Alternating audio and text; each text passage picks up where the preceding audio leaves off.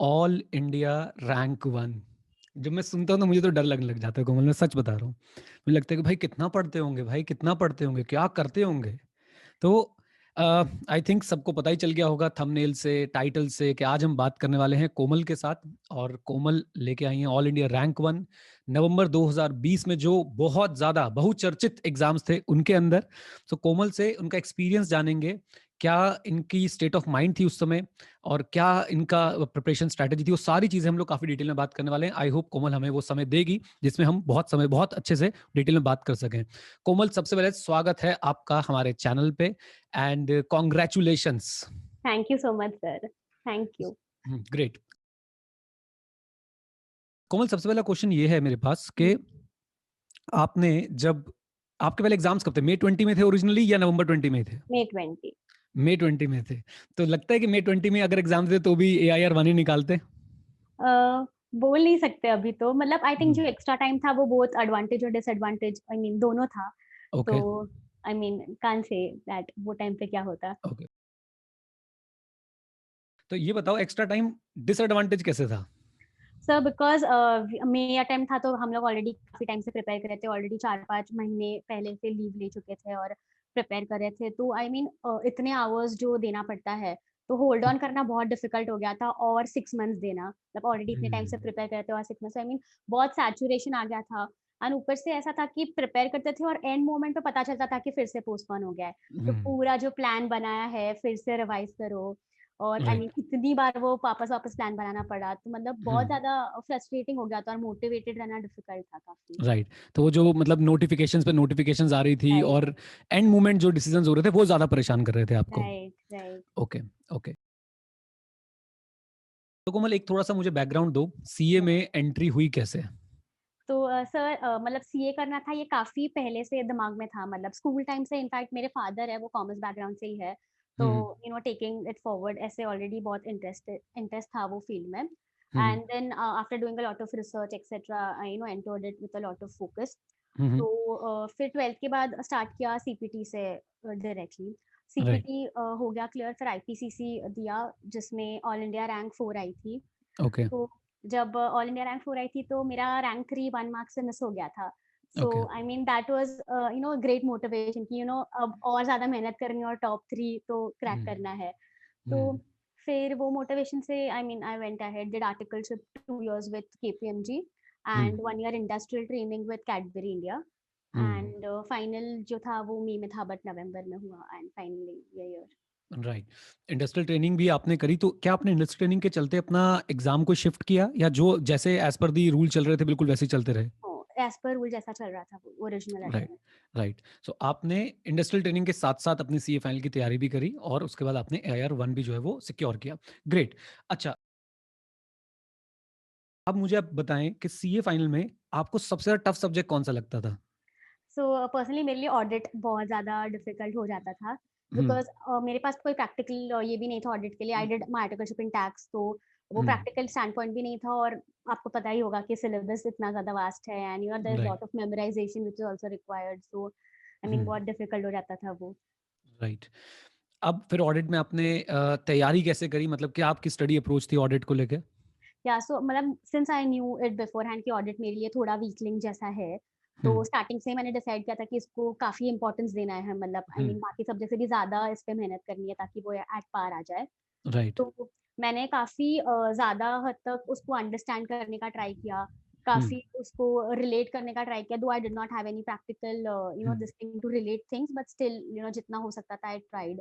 बहुत ज़्यादा रिविजन्स किए उसके लिए स्पेसिफिकली। हम्म काफ़ी फोकस अ लॉट ऑन की पॉइंट्स, लाइक जो भी आंसर्स था भले इतना सब याद नहीं रहे but at least I could remember the crux और द की पॉइंट्स, तो उस तरह से उसको अप्रोच किया था। तो मतलब मल्टीपल टाइम्स रिवीजन एक राइट। बहुत इंपॉर्टेंट पॉइंट बोला आपने, और हम्म। साथ में आपने की पॉइंट्स पे आपने बोला कि आप थोड़ा सा गौर फरमाती थी कि की पॉइंट्स जो है वो मेरे से मिस ना हो, की राइट पॉइंट्स जो है मुझे अच्छी तरह याद हो, की वर्ड्स जिसे बोल लीजिए या की फ्रेजेस बोल लीजिए, वो मुझे राइट। अच्छे से याद रहे। कितना स्कोर किया ऑडिट में आपने? 75। 75। तो 75 तो लोगों का सपना होता है ऑडिट में लाना, और आपके 75 मार्क्स आए हैं, दैट्स रियली अमेजिंग। एंड वाकई में ऑडिट एक ऐसा सब्जेक्ट है कि ना, समझने के बाद उसे एक्सप्रेस करना भी एक कला है। समझने के राइट बाद आप उसे एग्जाम में एक्सप्रेस कैसे कर रहे हैं वो भी एक बड़ी इंपॉर्टेंट कला हो जाती है। और आई थिंक अगर किसी को एक्सप्रेस करना आता है तो वो बहुत जैसे इस वाले सब्जेक्ट के अंदर जो है मार्क्स स्कोर कर सकता है। ग्रेट। अच्छा, अब मेरे पास कुछ और सवाल हैं आपके लिए।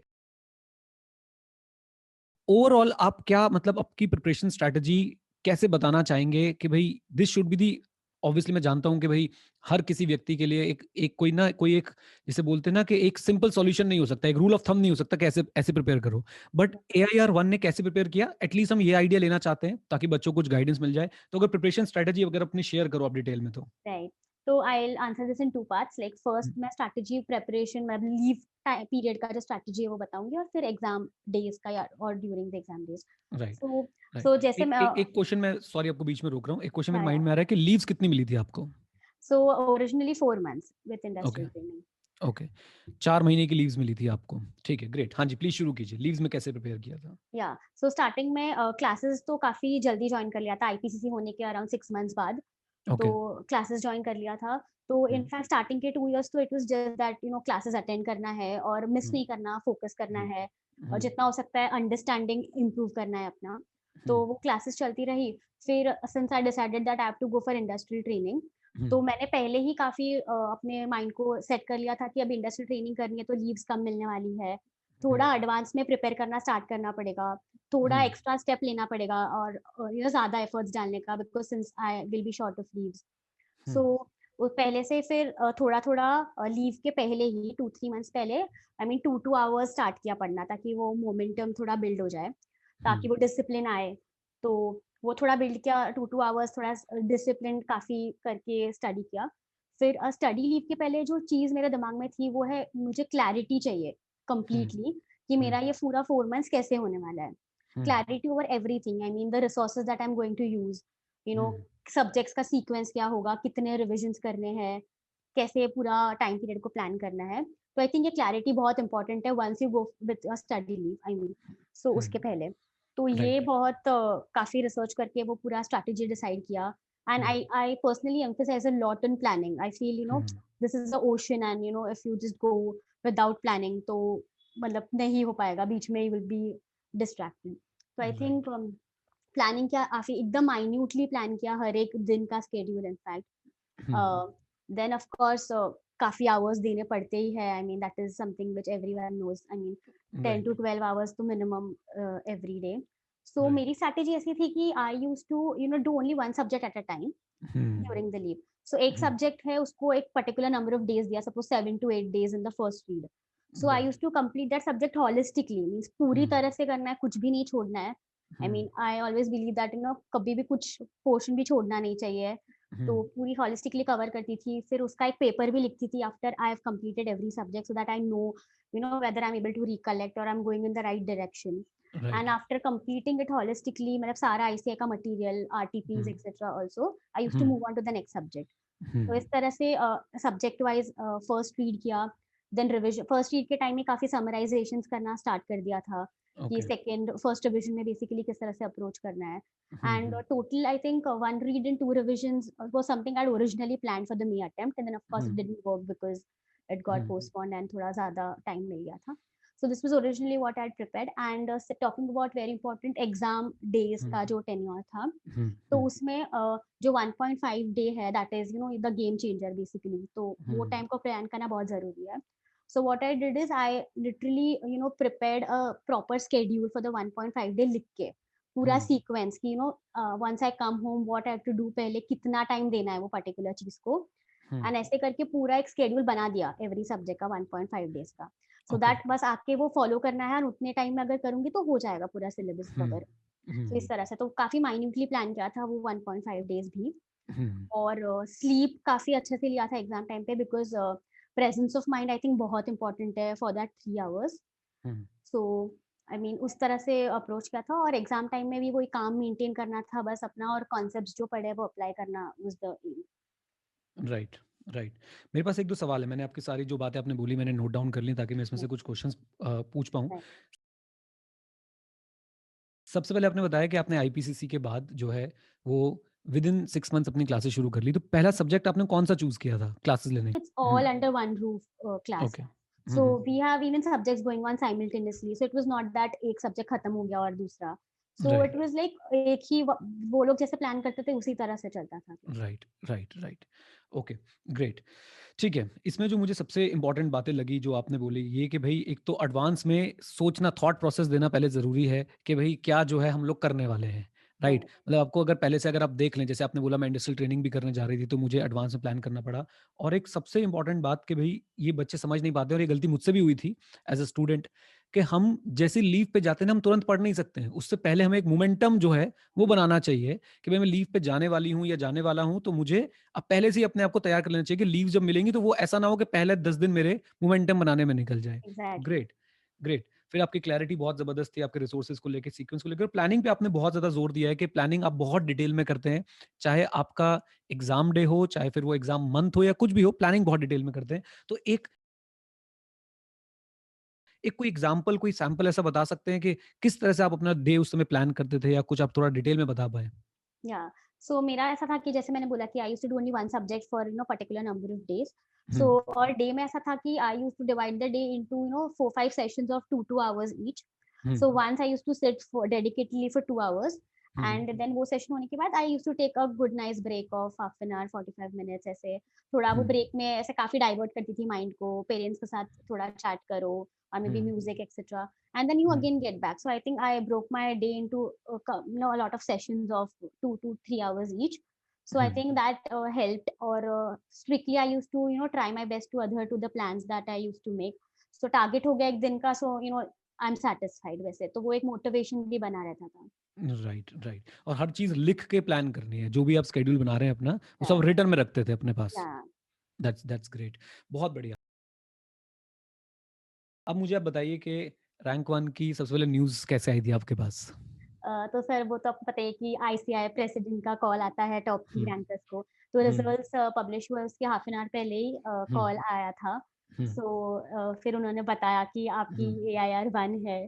हुँ। तो तब तो मतलब ऐसा है कि 2 बार तो कन्फर्म किया पहले कि I mean like is right, this something, because I um, think ये चीज़ ऐसा था कि मैं रिएक्ट भी क्या करूँ उस time. I was like completely numb when right, not understanding what's going on. Hmm, So I mean, I took a lot of time, in fact, to digest the fact that okay, this is actually true, and I mean, it's a feeling you cannot put into words. Exactly. तो उसके बाद directly आपके पास phone आया, फिर आपने घर में जो है इन्फॉर्म किया। सबसे पहले Yeah. किसको इन्फॉर्म किया, मॉम को या डैड को? So जब मैं कॉल अटेंड कर रही थी, मॉम डैड बाजू में ही थे और मेरा ओके। रिएक्शन देख के वो समझ गए कि there's right, something, and I mean everyone was in the same state, not able to understand and not able to digest it, so soon. But then hmm, when we realized, it was like amazing. हुँ। अच्छा, एक बात मुझे और भी पूछनी है। कहीं आपने आपने देखा ही होगा ट्विटर पे, यूट्यूब पे, जो नवंबर के एग्ज़ाम्स थे उनको लेके कितना हंगामा हुआ, राइट? Right, सो आपने अपना माइंड कैसे बनाया कि मैं नवंबर में दूँगी? और आप मेरे ख्याल से मुंबई से हैं, if I am not wrong. right, right, Mumbai में तो हालत बहुत ज़्यादा खराब थी। अगर मैं कोविड केसेज़ की बात करता हूँ तो right. पूरे के पूरे अपार्टमेंट्स में एक साथ जो है कोविड फैल रहा था। बहुत सिचुएशन जो है, मतलब बहुत सिचुएशन खराब थी मुंबई में। तो Yeah. आपने ये माइंड कैसे मेकअप किया और आपके ऊपर इन सब का कैसे इम्पैक्ट आया? जो ये चल रहा था कि पेपर नहीं होंगे या होंगे? मैं जानना चाहूँगा इसके बारे में। So I mean definitely it was very disturbing, मतलब जो हुँ, मल्टीपल पोस्टपोनमेंट्स हो रहे थे, तो जैसे भी प्रिपेयर करो वो नोटिफिकेशन आता है, फिर कंप्लीटली ऐसा लगता है कि अब तो नहीं कर पाएंगे और मतलब बहुत हो गया। सो हुँ, वो टाइम पे मैं ऐसा करती थी कि जब भी नोटिफिकेशन आता था, I used to take a break of 3 days maybe, and hmm, completely divert myself and not think about it और not let the negativity sink in की हुँ, नहीं हो रहा है। कंप्लीटली डाइवर्ट करो, मूवीज देखो, ये सब करो, रिलैक्स करो, और फिर 3 दिन के बाद वापस सोचो कि मतलब अब तक इतना किया तो क्यों छोड़े लास्ट में। तो वो हुँ, मोटिवेशन फिर से कैसे तो गैदर करके मॉम राइट, डैड ने भी बहुत मोटिवेट किया, बहुत मॉरल सपोर्ट दिया ड्यूरिंग दिस टाइम्स। हुँ, तो फिर वो वापस गैदर करके फिर से एक बार बैठते थे। फिर से हमेशा 2-3 बार तो यही हुआ कि का कहीं से तो मोटिवेशन लाया। हुँ, एंड नो डाउट कि बहुत टाइम्स ऐसे थे तो बहुत वो भी स्केप्टिकल था दिमाग में कि ऐसे टाइम्स पे देना है exam and all. But um, then वो भी था कि अगर अब नहीं दिया तो इससे ज़्यादा तो मैं नहीं कर पाऊँगी मतलब। तो हुँ, ऐसा था कि जब एग्ज़ाम होगी देना ही है, बिकॉज़ वरना उससे ज़्यादा मुझसे नहीं हो पाएगा मतलब इतनी बार पोस्टपोनमेंट्स के बाद। हुँ, तो काफ़ी अपने हिसाब से सारे डिसाइड किए कि सारे प्रिकॉशंस लेंगे, जि हुँ, जो भी पॉसिबल है, और ऐसे में थोड़ा माइंड को बेसिकली स्ट्रॉन्ग कर दिया कि देना ही है कैसे भी, सारे प्रिकॉशंस के साथ, और जस्ट गो फॉर इट वैसे। राइट। तो उस समय क्या स्थिति थी, मतलब आपके आसपास के जहाँ पे आप रहते हैं वहाँ पे कोरोना की क्या स्थिति थी? और सेंटर पे आप जब गए तो आपको किस तरह का, मतलब उसमें माइंड में कोरोना का कितना इम्पैक्ट आ रहा था कि यार इससे मैं कितना डर रही हूँ, या कैसे उस समय क्या चल रहा था माइंड में, जानना चाहूँगा? तो यहाँ पे तो situation was moderate, I mean not very severe also. Hmm, so it was okay and fortunately मेरा सेंटर वाज़ मेरे घर से 5 minutes, I mean that was really hmm, fortunate मतलब। राइट। तो आई थिंक वो एक चीज़ आई कि सेंटर इतना पास में है तो थोड़ा ऐसा अच्छा लगा काफ़ी कि ठीक है, उतना टेंशन नहीं लेते हैं, ट्रैवलिंग भी ज़्यादा नहीं है और काफ़ी ये है। तो फिर और एग्ज़ाम के टाइम पे I tried not to think about it a lot and मतलब वहाँ जाके अपना अपना प्रिकॉशंस अच्छे से ले लो और एग्ज़ाम पे फ़ोकस करो और आ जाओ। तो आई थिंक वो मैंने थोड़ा दिमाग में साइडलाइन कर दिया कि ऐसा कुछ है सो that I can focus on my papers तभी के लिए तो। मन में कभी ये थॉट आया कि जनवरी में दे देती हूँ, या किसी ने इस तरह से इन्फ्लुएंस किया हो, आपके किसी फ्रेंड ने या कहीं से ऐसा कुछ थॉट आपके माइंड में आया हो? आई मीन बिल्कुल भी नहीं आया क्योंकि मेरा पहले से ही क्लियर था कि ये एग्ज़ाम नहीं हुई तो मैं नहीं पढ़ पाऊँगी आगे। आई मीन वो बहुत ज़्यादा सैचुरेशन का हुँ, नेक्स्ट लेवल आ गया था एग्ज़ाम तक तो। तो um, I mean I was very clear कि अभी देना ही है no matter what and I mean जैन was not even a thought वैसा। Right, right. ग्रेट। ये आई थिंक ये बहुत ज़रूरी है लाइफ में सीखना कि मतलब the show must go on. अगर चीज़ें चल रही हैं, आईसीए पेपर ले रहा है, तो हम अगर पॉसिबल है, अगर हमारे लिए अपनी हेल्थ को ध्यान में रखते हुए, तो हमें पेपर दे के आने चाहिए। ग्रेट। अब सब ये जानना ज़रूर चाहेंगे कि नवंबर 2020 जो एक स्पेशल अटेम्प्ट है, मेरे ख्याल से आईसीए की हिस्ट्री में एक स्पेशल अटेम्प्ट है, और राइट। वहाँ पे जिसका एआईआर 1 आया है, वो आगे क्या सोचते हैं, वो आगे क्या करने के लिए सोच रहे हैं? क्या अब आप किसी इंडस्ट्री में जॉब के बारे में सोच रहे हैं, या अभी कंसल्टेंसी में या बिग 4 में जाने के लिए सोच रहे हैं, प्रैक्टिस करने के लिए सोच रहे हैं, या फिर फर्दर स्टडीज़ के बारे में सोच रहे हैं? या सो एज़ ऑफ नाउ मतलब मैंने इंडस्ट्रियल ट्रेनिंग जो की थी वो कॉर्पोरेट फाइनेंस डिपार्टमेंट में की थी हुँ, और हुँ। वो इसीलिए की थी कि मुझे फाइनेंस अपैरेंटली काफ़ी इंट्रिगिंग लगता था। तो हुँ, मैंने सोचा कि देखते हैं कि अंदर से भी वो उतना ही इंटरेस्टिंग है, नहीं है, इट वर्क्स फॉर मी और नॉट। हुँ, तो इंडस्ट्रियल ट्रेनिंग की तभी रियलाइज़ हुआ कि काफ़ी अच्छा लग रहा है and maybe this is something that I would want to build on. Um, तो आई थिंक उसके बेसिस पे अगर मैं बोलूँ तो definitely finance is an option that I would like to definitely explore further may corporate career in finance and maybe even I am open to something like management consulting with BCG और Bain and ये सब है। तो I think this are the two options that are currently on my mind and maybe let's see the opportunities that are right, available. Great. मतलब अभी अभी आगे पढ़ने के बारे में एज़ सच कुछ No, डेफिनिटिव आइडिया नहीं है। I mean बहुत हो गया। That's really great. अच्छा, मुझे अब एक बात इंडस्ट्रियल ट्रेनिंग से रिलेटेड पूछनी है। Right. तो इंडस्ट्रियल ट्रेनिंग के बारे में आपको ये वैकेंसीज़, क्योंकि ये बड़ा बड़ा क्वेश्चन रहता है, मुझे इंडस्ट्रियल ट्रेनिंग करनी, मुझे वैकेंसीज़ नहीं पता चलती। तो कहाँ से आपके पास ये पता चला कि भई कैडबरी में ऐसे वैकेंसी है, और कैसे क्या प्रोसेस रहा आपका इंडस्ट्रियल ट्रेनिंग का? तो आई थिंक सबसे इम्पोर्टेंट है कि मेरे हिसाब से सबसे best source for industrial training is LinkedIn. I think okay. LinkedIn is very helpful. So um, मैंने पहले डिसाइड किया कि ओके मुझे कौन से प्रोफाइल में करना है। Um, then I went on LinkedIn and I searched for people who are working in this profile maybe in any organisation um, जो इंडस्ट्रियल ट्रेनीज है वहाँ पे या मे बी कोई पोजीशन पे है हुँ, और उनको फिर मैसेज करके बोला कि I am interested if there are new vacancies let me know and people are really definitely very helpful मतलब काफी लोगों ने अच्छे से रिस्पॉन्ड किया। तो आई थिंक वहाँ से ये वैकेंसीज मिली और आई थिंक काफी अच्छा सोर्स है लिंक्डइन वैकेंसीज ढूंढने के लिए for this purpose. Right. Industrial training के लिए LinkedIn is a good source. और इंडस्ट्रियल या ट्रेनिंग में किस तरह से, मतलब जैसे कभी-कभी सीए फर्म में हम लोग देखते हैं कि बहुत ज़्यादा प्रेशर हो जाता है कि भई जब अपनी डेडलाइन्स आ रही हैं, रिटर्न की डेट्स आ रही हैं, या ऑडिट की डेट्स आ रही हैं। क्या इंडस्ट्रियल ट्रेनिंग में भी इस तरह का प्रेशर हुआ करता था? आई मीन वो तो अभी डिपेंड करता है कि क्या है टीम टीम कितनी सपोर्टिव है ये वो and I being very fortunate my team was very supportive. They um, acknowledge the fact that ये टाइम पे studies is my priority and um, exams are on head. So um, they ensure that मेरे timings जरा भी overboard नहीं जाए and proper time पे छोड़ दे and deadlines भी होते तो they used to take it on themselves and understand this fact. I think वो सपोर्ट बहुत अच्छे से मिला जो that played a very major role कि I could manage with industrial training as well. तो I think hmm. It depends definitely कि कौन से ऑर्गेनाइजेशन में जा रहे हो कौन से टीम में जा रहे हो but I think if you ask for support and they are supportive then I think manage हो सकता है। राइट। यहाँ पे ना कोमल, मैं एक बात बोलना चाहूँगा। आप यस। बहुत हम्बल होके बातें बता रहे हैं, but to be very honest, ये सब कुछ मुझे ऐसा लगता है अपने ऊपर डिपेंड करता है कि हम चीज़ों को कैसे देते हैं। मुझे पता है आपने भी ज़रूर वहाँ पे हार्ड वर्क किया होगा, शायद कुछ लेट सेटिंग्स भी लगाई हों। तो ये मत सोचिए, मतलब मैं व्यूअर्स को, ऑडियंस को ये मैसेज देना चाहता हूँ कि आप ये मत सोचना कि भई कोमल को तो हर चीज़ बनी-बनाई मिल गई, सजी-सजाई मिल गई, वहाँ से सपोर्ट, यहाँ से सपोर्ट, ऐसा नहीं है। ये इतनी हम्बल होके बोल रही हैं, इसको आप ऐसे ना लें, राइट? और Yeah. वैसे भी यार जब आप कहीं पे इंडस्ट्रियल ट्रेनिंग में जा रहे हो, वहाँ पे आप लर्निंग के लिए जा रहे हो या आर्टिकलशिप में जा रहे हो, वहाँ लर्निंग के लिए जा रहे हो, अगर थोड़ा टाइम एक्स्ट्रा देना भी पड़ रहा है, प्लीज़ डू इट और वो मैनेज करना पड़ेगा। आप इस समय एक ऐसे व्यक्ति को देख रहे हैं जिसने इंडस्ट्रियल ट्रेनिंग के साथ अपनी सीए फाइनल की प्रिपरेशन करके एआईआर-1 जो है सिक्योर किया और कई लोग इंडस्ट्रियल ट्रेनिंग के लिए क्या करते हैं, अपना अटेम्प्ट एक आगे शिफ्ट कर देते हैं। Right. वो तो कोविड की वजह से एक अटेम्प्ट शिफ्ट हुआ, otherwise she was preparing for May 20 as well, right? या कोमल डेफिनेटली और एज़ वही है कि मतलब आपको प्रायोरिटीज़ क्लियर होनी चाहिए कि now is the time that I want to prioritize this and you can definitely ask people that I really have to manage this so I need a um, little support and I think people are generally willing to do that. So I think um, you need to have your priorities clear at that point. Right, right. अब कोमल एक थोड़ा-सा एक different question है, आपके बहुत सारे friends भी होंगे जो अपीयर हुए होंगे और वो शायद क्लियर नहीं कर पाए होंगे, Right. राइट?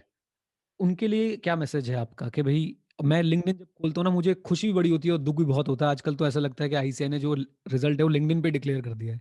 तो जैसे लिंक्डइन खोलो पास, पास, रैंक, पास, पास, पास, रैंक, पास, पास तो भरा हुआ है पूरा का पूरा मेरा वॉल उससे and I somehow I feel कि जो नहीं हो पाए वो अपने कहीं पे वेंट आउट भी नहीं कर पा रहे हैं। वो किसी सोशल मीडिया पे जाके कह भी नहीं पा रहे हैं। तो उनके लिए आप क्या मैसेज देना चाहोगे जो लोग क्लियर नहीं कर पाए? I mean, definitely I can really understand how difficult it is, to digest this कि इतना मेहनत करके इतना long time के लिए prepare करके, you cannot do it. But I think, rather than thinking कि okay, like how I'm supposed to face anyone or all that, I mean, definitely that is something you cannot avoid. But I think सबसे ज़्यादा ये time पे उनको सोचना चाहिए कि what went wrong. I mean, हुँ, वो बहुत ज़्यादा ज़रूरी है, and when you try to really understand कि इस बार क्या ऐसा गलत हो गया एंड आपको वो मिल गई चीज की जो आप डेफिनेटली करेक्ट कर सकते हो नेक्स्ट टाइम, आई थिंक फिर आपको नेक्स्ट टाइम सक्सीड होने से नहीं रोक पाएगा कोई। तो आई थिंक थोड़े टाइम के लिए ठीक है, डेफिनेटली बुरा लगेगा, बट आई थिंक ये एनालाइज करना कि what went wrong, I think is hmm, very very important and definitely वो आप कीजिएगा और फिर आगे आप प्रोसीड करोगे तो definitely the success will be yours. Right, right. जो स्टूडेंट्स नहीं क्लियर कर पाए, आई थिंक कोमल ने बिल्कुल क्लियरली बात बोली है कि आपको अपने वीकनेसेस ढूँढनी है, आपको अपने वो पॉइंट्स ढूँढने हैं जहाँ पे आप प्रिपेयर नहीं कर पा रहे थे या जहाँ पे शायद आपकी नज़र ही नहीं गई। तो आप उस चीज़ को ढूँढिए, उस पे काम कीजिए, डेफिनिटली आपको सक्सेस मिलेगी। एक सवाल मेरे पास और है कोमल, आर्टिकलशिप और इंडस्ट्रियल ट्रेनिंग का एग्ज़ाम में कुछ फ़ायदा मिला? कुछ ऐसी चीज़ जो आपने वहाँ पे देखी हो कि यार ये तो मैंने ना बिल्कुल अपने आर्टिकलशिप में किया था या ये मैंने अपने इंडस्ट्रियल ट्रेनिंग में कहीं न कहीं कुछ ना कुछ लिंक कर पाए हो आप एग्ज़ाम में या एग्ज़ाम की प्रिपरेशन में? नॉट ओनली इन एग्ज़ाम ज़रूरी नहीं है कि भाई उससे कोई क्वेश्चन आया हो, बट उसकी कोई एप्लीकेशन, कोई ऐसा थॉट प्रोसेस वहाँ पे आपको देखने को मिला? डेफिनिटली आई मीन पहले मैंने 2 इयर्स टैक्सेशन में किया था डायरेक्ट टैक्स में। हुँ, हुँ। तो direct tax is like extremely vast and बहुत डिफिकल्ट हो जाता है वो कवर करने। तो हुँ, वो मुझे डायरेक्ट टैक्स में आर्टिकलशिप करके वो अच्छा हुआ कि डीटी मेरे से कवर हो पाया बिकॉज़ काफ़ी चीज़ें तो वहाँ इम्प्लीमेंट की थी एक्चुअली। तो वो हुँ, सब्जेक्ट पढ़ने में काफ़ी ईज़ी हुआ with DT and industrial training I did in the forex team, the um, forex team. And अभी आपको पता ही होगा कि एसएफएम का paper was like the paper which was right. The talk of the town of um, November um, attempt. Um, um, um, तो exactly. वो जब पेपर आया तो I could maybe I had a little upper hand because I have done things practically in forex and काफी हुँ, वहां से I could take clues and try to understand the question and try to apply a lot of things.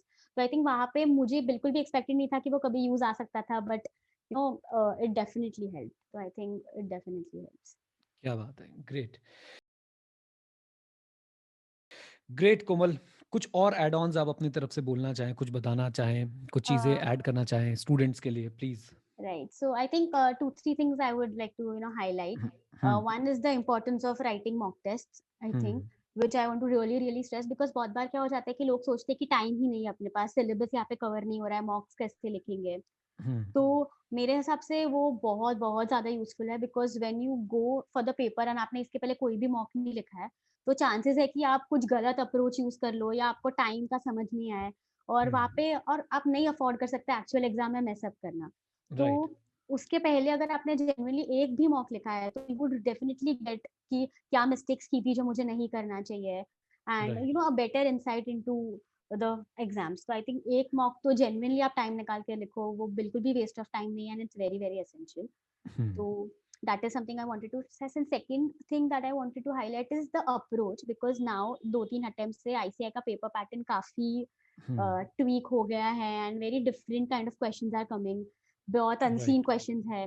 तो I think यहाँ पे ऐसा है कि थोड़ा अप्रोच चेंज करने का बहुत ज़रूरत है। अब हुँ, तक ऐसा सोचते थे कि बुक का पूरा अच्छे से पढ़ लिया, तो कहीं न कहीं उसमें से ही आएगा मेजॉरिटी पेपर और यू कैन अटेम्प्ट, बट अभी अप्रोच बहुत चेंज हो गया है।